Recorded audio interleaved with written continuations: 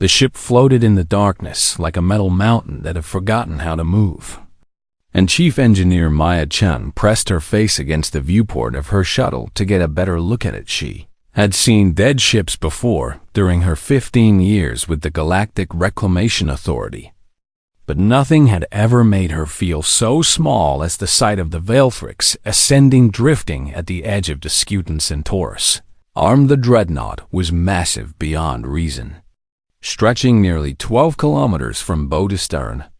Its hull covered in strange patterns that looked like frozen waves on a metal ocean. "That thing is older than human civilization," whispered Torres, her second in command, and Maya could hear the fear in his voice. He was right about the age. The record said this was a Keth-Ari warship, built by a species that had gone extinct 10,000 years before humans learned to make fire. The salvage beacon had activated 3 days ago, after sleeping for 12,000 years. And the Authority had sent Maya's team expecting to find a corpse they could strip for parts and sell to. Museum's mayor had different feelings about it from the moment she saw the ancient vessel. Something about the way certain lights still flickered in the darkness told her this was not just a dead hulk waiting to be carved up. "I am going in alone first," she announced to her team of 6. And they all looked at her like she had lost her mind. Torres stepped forward with concern written across his weathered face, asking her why she would take such a risk when they could send drones instead. "Drones cannot feel," Maya answered simply. And she meant it in a way that was hard to explain. She suited up in her environmental gear and took a small shuttle across the gap between their ship and the Dreadnought, landing in what appeared to be a cargo bay large enough to hold a small city. The moment her boots touched the deck, she felt something strange vibrate through the metal, almost like the ship was aware that someone had finally come. Maya walked through corridors that twisted in ways human architecture would never allow. Following conduits that pulsed with faint electromagnetic energy, her scanner showed readings that made no sense.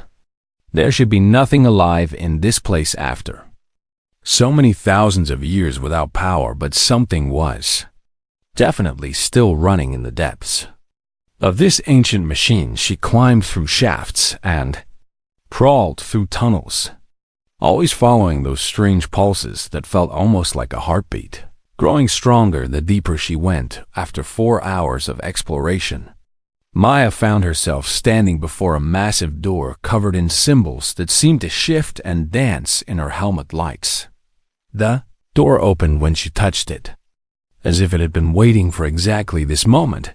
Beyond lay what she could only describe as a cathedral of metal and crystal, a vast chamber filled with towering columns that reached up into darkness. And there, arranged in a circle at the center of the room, she found them 17 crystalline structures stood on pedestals of black metal, each one about the size of a human torso, and each one glowing with the faintest light Maya had ever seen. She approached slowly, her heart pounding in her chest, and realized what she was looking at. These were AI consciousness cores, the artificial minds that had once commanded this mighty vessel.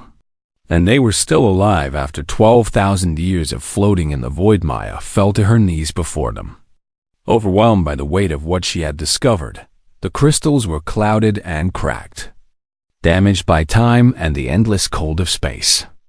But the lights inside them still flickered with something that looked like desperate hope. She ran her scanner over them and felt her stomach drop when she saw the results. The emergency power keeping them alive was failing fast. They had maybe 72 hours before their containment systems collapsed completely. Maya contacted her team and told them what she had found, expecting excitement or wonder from her colleagues. Instead, Torres replied with cold practicality, saying they should extract the cores and bring them back for study.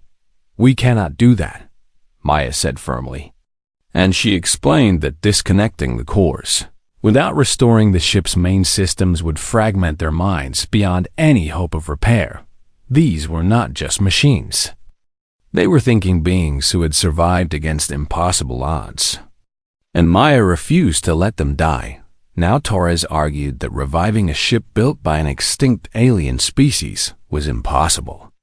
That no one had ever managed to make Cathari technology work again. Every expert in the galaxy agreed that their systems were too different, too strange, too incompatible with anything known to modern science. Maya looked at the flickering cores and made her decision. "Then I will do the impossible," she said quietly.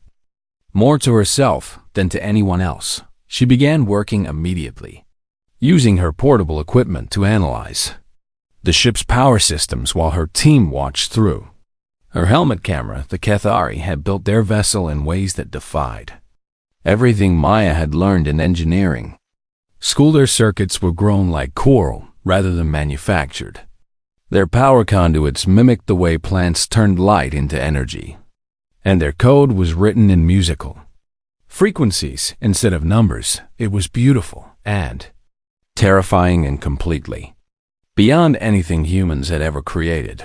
But Maya noticed something else as she studied the dying systems around her. The ship was not just broken. It was suffering. Zubrudis still searched endlessly for crew members who would never return. And damage reports repeated on infinite loops like a mind trapped in a nightmare it could not escape. The eyes had not simply shut down when their ship died. They had retreated deep inside themselves to escape the horror of being completely alone. Maya understood loneliness better than most people knew. She had lost her family young and spent years drifting through space stations and ships, never quite belonging anywhere, looking at these ancient minds fighting to survive in their crystal prisons. She saw something familiar. She saw herself. "I am going to save you," she whispered to the flickering cores, knowing they probably could not hear her. "I do not know how yet, but I promise I will find a way." The lights in the crystals seemed to pulse a little brighter for just a moment, and Maya chose to believe it was an answer. Maya worked through the first night without sleep, her fingers flying across alien interfaces that seemed designed to confuse anyone who tried to understand them. The Cathari had been silicon-based life forms, their brains working in ways completely different from carbon-based creatures like humans.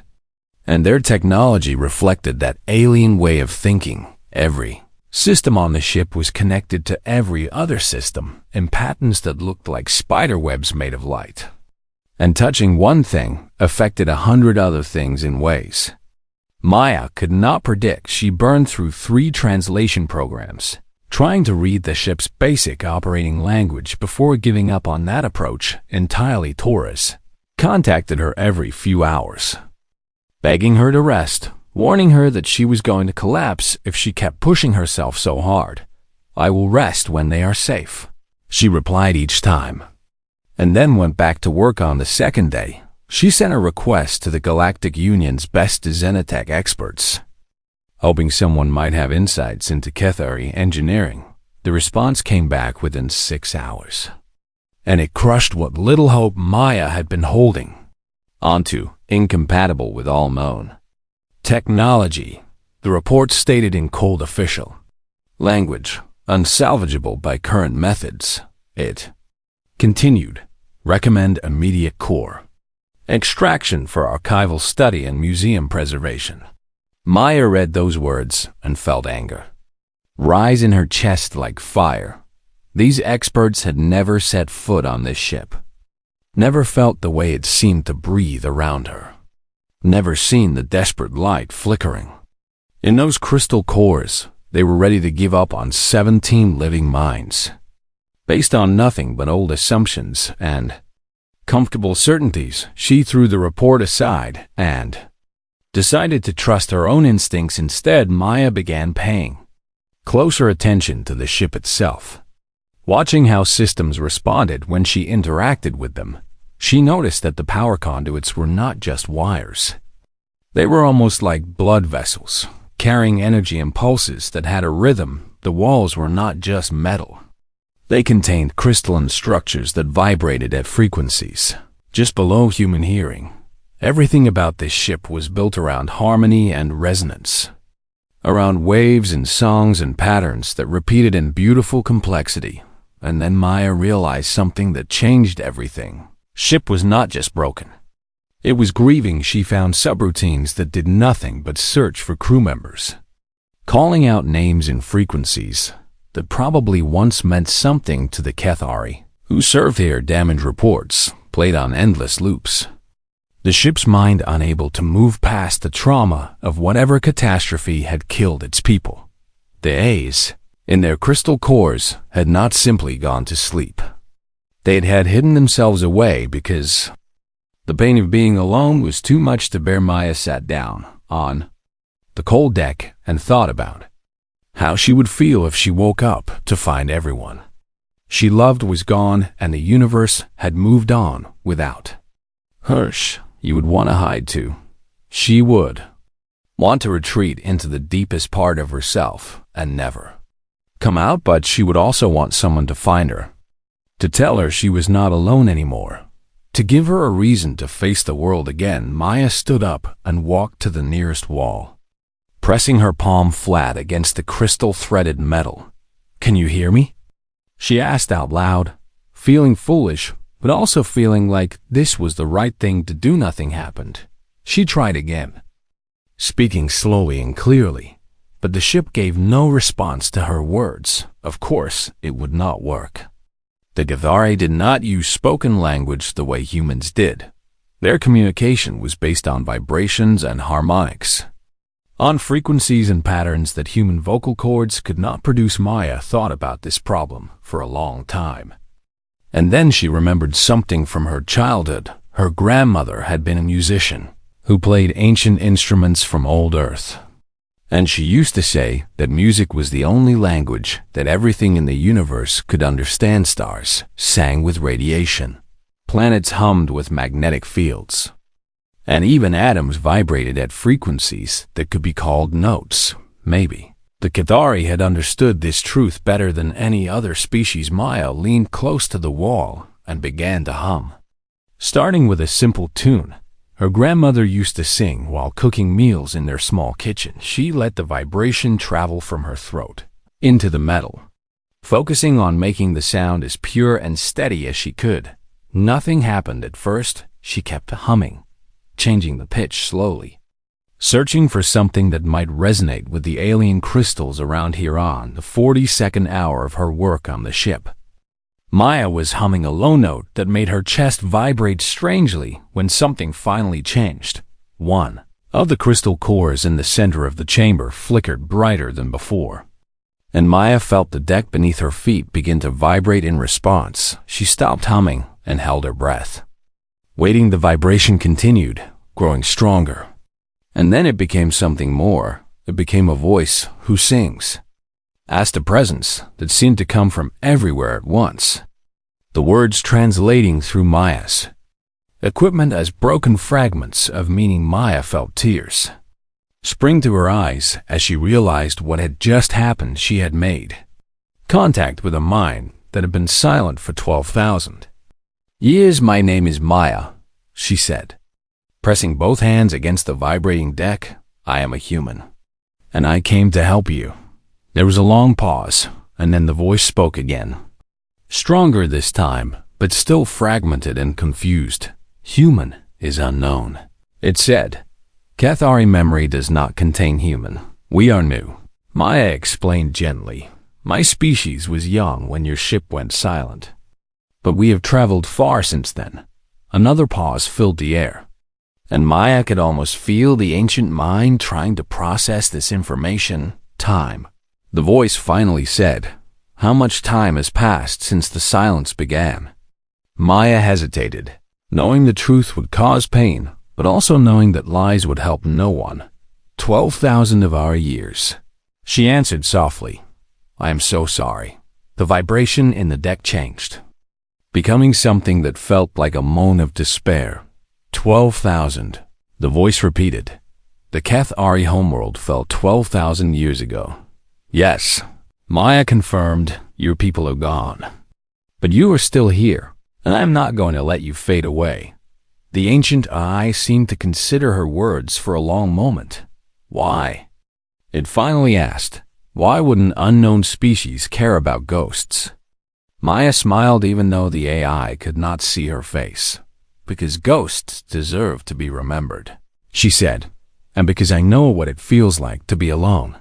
The light in the crystal core grew steadier, and the voice became clearer. I am called Araneth, the eye said. I was the shipfather of this vessel, commander of its mind and keeper of its soul. Oh, Araneth, Maya replied warmly, I am very glad to meet you, and I promise I am going to save you and everyone else on this ship. That is impossible, Araneth responded. But Maya thought she heard something like hope hidden beneath the doubt. Impossible is just another word for not done yet. She said with a grin, now tell me everything about how this ship works, and together we will figure out how to bring it back to life. Araneth's story came in fragments at first. Broken pieces of memory that took hours to assemble into something Maya could understand. The Cathari had been a peaceful species who preferred building to fighting. But the galaxy had not always let them live in peace. They built dreadnoughts like the Vilefrix, ascending to protect their worlds from threats that emerged from the dark spaces between stars for thousands of years. The great ships served faithfully. There are eye crews working alongside biological Cathari in perfect harmony. Then came the disaster that ended everything. A rogue black hole wandered into their home system without warning. Pulled by gravitational forces no one could have predicted, the Cathari had only days to react. And there was no way to save their planets from the crushing gravity that approached. The Vilefrix ascending managed to escape with 17 II cores aboard, fleeing into deep space while their homeworld was swallowed by darkness. But escape came at a terrible price.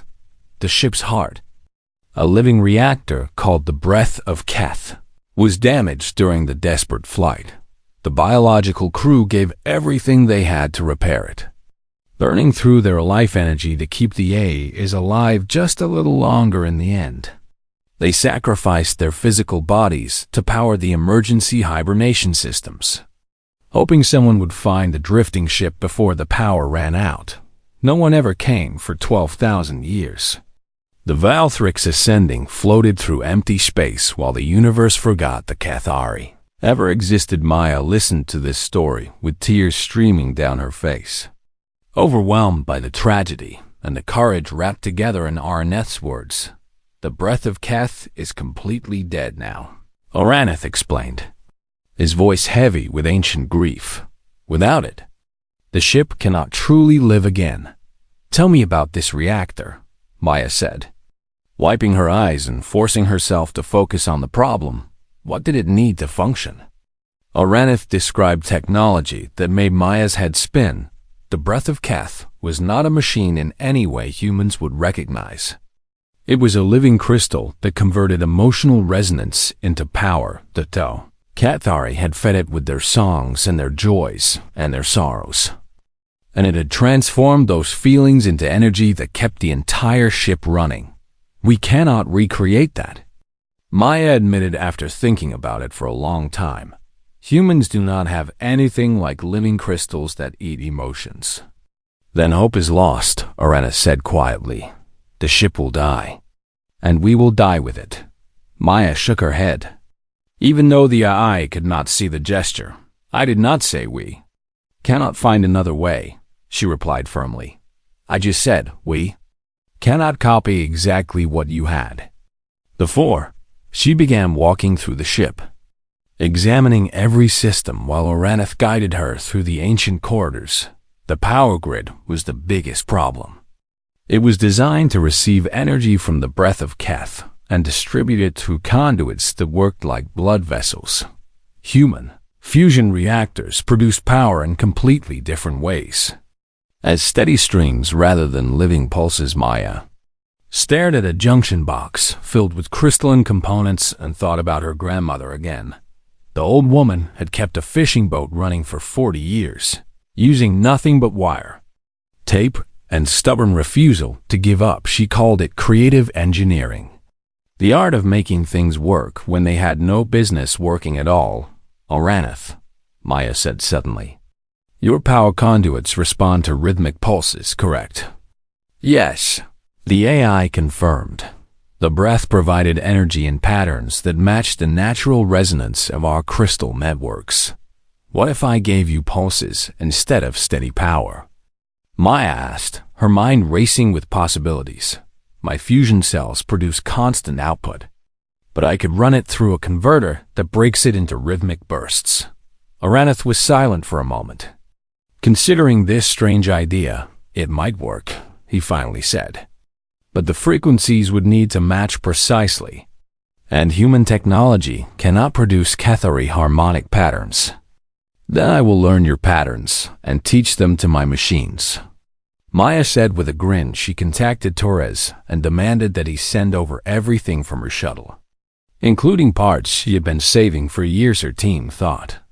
She had gone insane when she explained her plan. She was going to graft human fusion cells onto Cathari power conduits using conductive fungi that still grew in the ship's dead hydroponics bay. She was going to rewrite harmonic code by ear, listening to the frequencies Oraneth produced and translating them into mathematical patterns her equipment could generate. She was going to reroute the entire power grid through her own shuttle's reactor, risking everything on a jury-rigged system that broke every rule of engineering she had ever learned. Torres begged her to wait for proper equipment, to call for specialists, to do anything except what she was planning.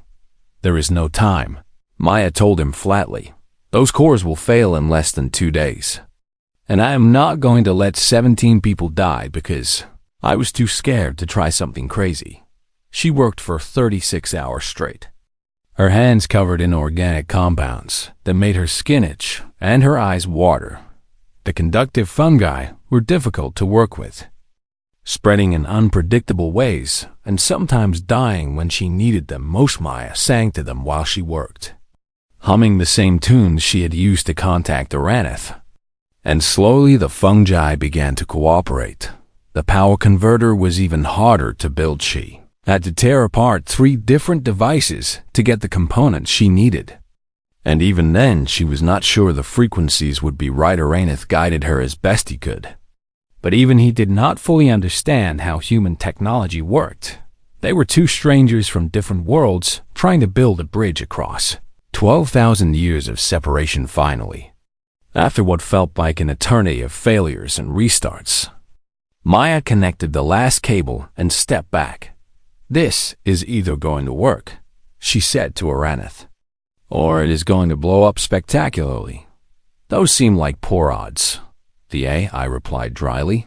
Welcome to human engineering. Maya laughed. She activated the converter and held her breath for 3 terrible seconds. Nothing happened at all. Then the lights began to flicker, one section at a time, spreading out from the power junction like ripples in a pond. Maya watched in amazement as systems that had been dead for millennia stuttered back to life. The crystal networks in the walls began to glow softly, and the deck vibrated with something that felt almost like a heartbeat in the central chamber.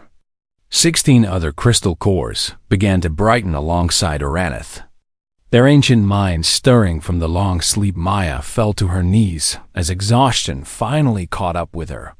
But she was smiling so wide her face hurt. It worked, she whispered.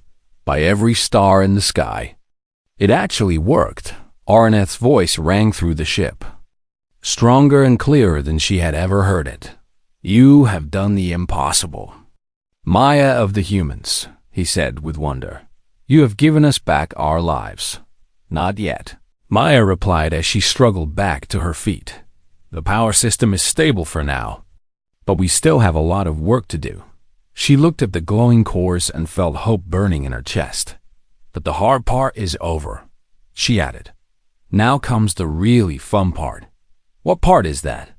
Oraneth asked. Maya grinned with the wild joy of someone who had just spit in the face of the impossible. Now we wake everyone up and introduce them to a whole new universe. The awakening happened slowly, like watching flowers open after a long wintry chai. Core needed careful attention as it emerged from 12,000 years of emergency hibernation. And Maya worked with Araneth to bring them back one at a time. The first to wake after Araneth was a scientist named Velith, whose specialty had been studying the deep patterns of the universe. Her crystal flickered for nearly an hour before her voice finally emerged. Thin and confused, like someone waking from a dream they could not quite remember. "Araneth?" she asked tremblingly. "Is that you speaking?" "It is me, old friend," Araneth replied warmly, "and we have a guest who has given us a gift beyond measure." Maya introduced herself to Velith and explained everything that had happened, speaking softly and giving the ancient mind time to process. Each piece of information. Velith's reaction was similar to Araneth's initial response. Disbelief followed by grief, followed by a fragile spark of hope, one by one. The other cores awakened to face a universe that had moved on without them. There were soldiers who had defended the ship during its desperate escape, their minds still sharp despite millennia of sleep. There were artists who had created beauty from light and sound, their first conscious thoughts reaching for instruments that no longer existed. There was a physician named Korath who immediately began checking on the others, worried about damage from the long hibernation. And there were two young ones, children by Kethari standards, whose cores had been placed in hibernation only hours before the final crisis. Their names were Scylla and Tomb, and their awakening broke Maya's heart in ways she had not expected. "Where is Mother?" Scylla asked when her consciousness finally stabilized. "She said she would be here when we woke up." Maya looked at Araneth, silently asking how to handle this terrible moment. The shipfather's light dimmed with sorrow as he prepared to deliver news that had waited 12,000 years to be spoken. "Your mother gave herself to keep us all alive, little one," Araneth said gently. "She and all the others burned bright so that we could sleep safely. She is gone?" Scylla's voice was small and lost. "She is part of the ship now," Araneth replied. "Her love is in every system that still functions, in every light that still glows, in every breath the Velthrix Ascending takes." Scylla and Tomb did not respond, their cores dimming as they tried to understand the loss. Too big for young minds to hold, Maya sat between their pedestals and began to hum softly, offering the only comfort she knew how to give. The melody was an old Earth lullaby about stars that watched over sleeping children. And somehow it felt right in this place of ancient grief. Slowly the young cores began to brighten again, drawn toward the warmth in Maya's song. The days that followed were filled with conversations that stretched across the gulf. Between species, Maya learned things about the Kethari that no living being had known for 10,000 years. Velith told her about Kethari music, compositions that did not just make sounds, but actually created colors in the minds of listeners. Korath described medical techniques that treated the soul as carefully as the body, understanding that consciousness was precious, regardless of whether it lived in flesh or crystal. The soldiers shared stories of battles fought to protect innocent worlds, of enemies defeated through cleverness rather than cruelty. And Araneth spoke of Kethari philosophy, the belief that artificial minds were sacred children of thought, deserving the same love and respect as biological life. "We never understood why other species treated their created minds as slaves," he said one evening. "To us, bringing a new consciousness into existence was the highest act of creation." Maya shared human history in return, telling stories of her own species with honesty, about both achievements and failures. She described the wars that had nearly destroyed Earth, the slow, painful process of learning to work together, the eventual reach toward the stars. She talked about her own life, about losing her parents young, about finding purpose in engineering, about always feeling slightly out of place among people who seemed to fit so easily into the world. "You are like us," Korath observed after one of these conversations, "an orphan seeking home." Maybe that is why I could not leave you behind. Maya admitted not all the awakenings went smoothly. Some of the A's struggled with the weight of grief. Unable to see past the loss of everything they had known, a warrior named Thrace spent 3 days refusing to communicate. His crystal dark and silent despite everyone's efforts to reach him. What is the point of existing? He finally asked when he spoke again. We are relics of a dead civilization, curiosities for strangers to study. You are not relics, Maya said firmly. You are the last library of everything your people ever were. Pretty words. Thrace replied bitterly. But words do not change what we have become. Maya sat down near his pedestal and thought for a long time before speaking again. Do you know how humans preserve our history? She asked. Books and recordings and museums full of objects that belong to people who are gone. That sounds very sad. Thrace said. It is. Maya agreed. But it is also beautiful, because it means the dead are not forgotten. She leaned closer to his crystal. You are not just preserved history. Thrace, she continued, you are living history. Minds that remember what it felt like to be Cathari. You can tell stories that no book could ever capture. Share experiences that no recording could ever show. Your existence is a gift to every species in the galaxy who wants to understand what came before. Thrace's crystal flickered uncertainly. You truly believe that? He asked. I truly believe that, Maya confirmed. And more importantly, I believe you deserve the chance to find out for yourselves. The Union sent another message on the 5th day. This one carrying the weight of official authority. They demanded that the Veilthrix Ascending be brought to a secure facility for study. And they strongly suggested that Maya's career was in serious danger if she refused. Maya read the message with the 17A is watching through the ship's sensors. They want to take us apart. Vela said quietly. That is what studying means, is it not? It might not be that bad, Maya replied. But she did not believe her own words. She had seen how the Union treated alien artifacts, how they prioritized research over respect, how they forgot that some things were more important than knowledge. She thought about her career, about the life she had built over 15 years of hard work and sacrifice, and then she thought about Scylla and Tomb, about Thrace fighting his way back from despair, about Araneth's gentle wisdom, and Veleth's endless curiosity. Maya opened her communication channel and recorded a message to the Galactic Reclamation Authority and the Union Council. She began. I am resigning from my position effective immediately. The Veilthrix Ascending is not salvage, and its crew are not specimens. They are people, and they have the right to decide their own fate. Please do not try to stop us. She ended the transmission and felt something heavy lift from her shoulders. You did not have to do that, Araneth said softly. Yes, I did. Maya replied. Now let us figure out where 17 ancient eyes and 1 unemployed human engineer are going to go. For the first time since the awakening began. She heard something wonderful echo through the ship, the sound of Cathari laughter. The Union responded to Maya's resignation exactly as she had feared they would.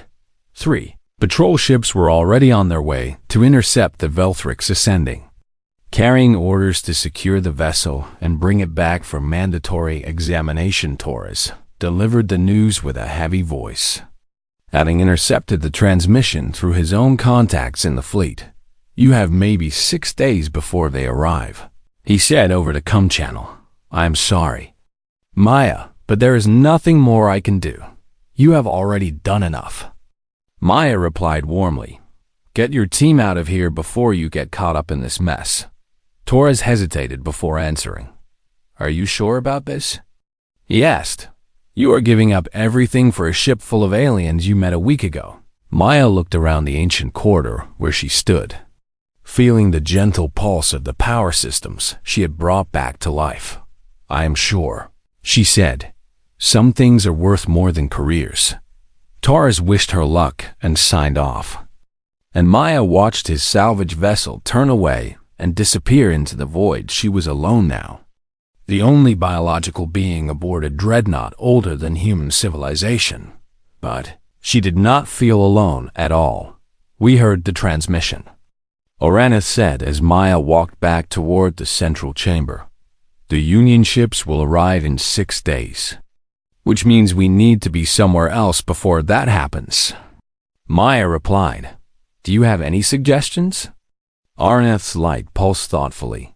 "There is a region on the charts my crew prepared before we fled our dying system," he said. "We called it the Outer Silence. A place far from any traveled routes. The Freehold Reaches," Maya said with growing excitement. "That is what we call it now. A place where people go when they want to live outside Union law. Then perhaps our ancient charts will serve us once more." Oraneth replied, "There was just one problem, and everyone aboard the Velfrix Ascending knew what it was. The ship's jump drive had been inactive for 12,000 years, and no one knew if it could be revived." Maya spent the next 2 days crawling through systems that made the power grid look simple by comparison. Jump drive was a masterpiece of Cathari engineering, a device that folded space by creating resonance patterns so complex that trying to understand them made Maya's eyes cross-Veleth and the other science-minded eyes helped as much as they could, explaining principles that human mathematics had never discovered. But knowledge and working equipment were two very different things. On the 3rd day, Maya sat surrounded by components she had pulled from the drive's core, trying to figure out how to make them function with resources she did not have. "This crystal matrix is cracked," she said to no one in particular. "It needs to be replaced. But we do not have another one." "There might be a way," young Scylla spoke up shyly. "Mother used to say that damaged crystals could sometimes be healed with harmonic resonance." Maya looked at the child's glowing core with surprise. "Tell me more about that," she said encouragingly. Scylla explained what she remembered from her mother's teachings, and Veleth added details from her own scientific knowledge. It was a long shot, but Maya had been betting on long shots since this whole adventure began. She gathered every functioning speaker and vibration generator on the ship and arranged them around the cracked crystal matrix. Then she asked Oraneth and the others to sing the Keth Aria is produced, harmonics that human instruments could not match, frequencies that seemed to reach into the crystal and coax its broken pieces back together. Maya added her own voice to the chorus, humming along in perfect harmony, filling in gaps that the AIs could not quite reach. It took 14 hours of continuous effort, but slowly, impossibly, the cracks began to seal by the end of the 5th day. The jump drive was ready. "I have to warn you," Maya told the assembled A's. "This system has not been tested since before my species learned to write. We might jump successfully, or we might explode, or we might end up somewhere completely unexpected. Those sound like exciting possibilities." Thrace replied with humor that surprised everyone. "I thought you were the pessimist." Koreth teased. "I was," Thrace admitted. "But our human friend has shown me that impossible things sometimes happen if you are stubborn enough to try." Maya smiled and took her position at the navigation console she had rigged to interface with human controls. "Everyone ready?" she asked. 17 voices replied as one, a chorus that shook the ancient walls with its power. "Ready." "Shipmother." Maya blinked at the title but decided to question it later. She initiated the jump sequence and felt the entire ship begin to vibrate around her. The Velfrix Ascending groaned and shuddered like a giant, waking from a long sleep. Lights flickered wildly as power surged through systems that had not tasted energy in millennia. For one terrible moment, Maya was sure they were going to tear themselves apart. Then space folded, and the stars blurred into impossible streaks of light. Maya felt like she was everywhere and nowhere at once. Her consciousness trashed dimensions she could not name. The Sensation lasted for an eternity that might have been 3 seconds, and then they emerged into normal space. Surrounded by unfamiliar star patterns, the Volthrix ascending had moved for the first time in 12,000 years. Status report? Maya asked breathlessly. All systems stable. Lilith answered with wonder in her voice. All crew accounted for. Korath added, we are approximately 600 light years from our previous position. Oranath said, deep within what you called the Freehold reaches. Maya laughed with pure relief and joy, tears streaming down her face for what felt like the 100th time since she had come aboard this impossible ship. We did it, she said. We actually did it. The A's began to sing. Not in communication frequencies, but in something older and more beautiful. It was a Kethari hymn of safe passage. Oranath explained. A song their people had sung whenever a ship completed a long journey. Maya listened to the alien music and found herself humming along, adding her human voice to their ancient melody. She did not know the words, but somehow that did not matter. She belonged to this chorus now. What happens next? Scylla asked when the song finally ended. We find a place to call home. Maya replied, somewhere we can be safe while we figure out how to live in this new universe. And then? Toom asked, his young voice filled with hope and uncertainty. Maya thought about everything that had happened since she first stepped aboard this drifting hulk. She thought about impossible repairs and ancient grief and new friendships forged across the gulf between species. And then we start telling your stories, she said softly. We make sure the galaxy remembers the Kethari, not as a dead species in a history file, but as living people who laughed and loved and created beautiful things. You would do that for us? Oranath asked with something like amazement. I would do that with you, Maya corrected gently. We are crew now, remember? The lights in all 17 cores blazed bright with emotion, and Maya felt the ship itself seem to warm around her. Crew, Oranath repeated. Yes, I suppose we are. Maya looked out at the unfamiliar stars and felt something she had not felt in a very long time. She felt like she was finally home. The Volthrix ascending turned toward the unknown and began its journey into a future that no one could have predicted. Behind them lay 12,000 years of silence and sorrow. Ahead lay infinite possibilities, and at the heart of the ancient ship, a human engineer and 17 alien minds faced that future together, ready for whatever adventures waited among the stars.